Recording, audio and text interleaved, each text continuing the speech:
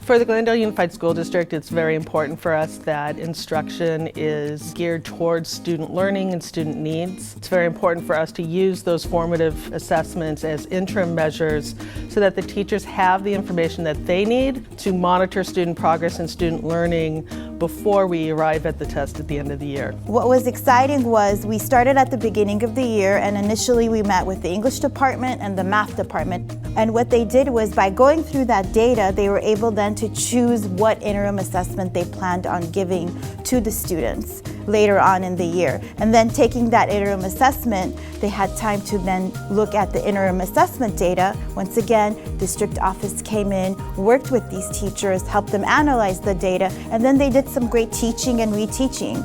And it was a fantastic, almost organic way of connecting everything together. So when we look at interim assessment data, teachers appreciate the level of detail that's provided in the results. Not only do they look at the specific question, but they can see the depth of knowledge level, the standard, just the level of difficulty for the question, and they can look for patterns that show if there's a specific standard or topic that the students are struggling with, and they can use that information to inform their instruction.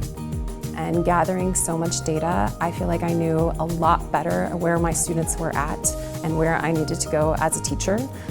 It's so clear by looking at the percentages, what areas of strength, what areas of need, and by seeing what common mistakes could have been fixed. So it helps you kind of gauge where they are, and by looking more deeply at what the results are, you can kind of see a lot more trends that help you better your instruction as a teacher. I would encourage the math department at any high school to incorporate the interim assessment, given how effective we felt it has been. Next year we're going to give it twice. We're going to do it once in the fall and once in the winter. So again, we'll have the benefit of even more data at which to look.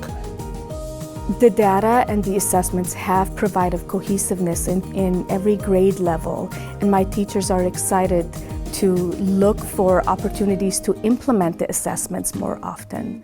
The Glendale Unified School District really excels in so many ways, not only the academics, but in all aspects of student learning and student development.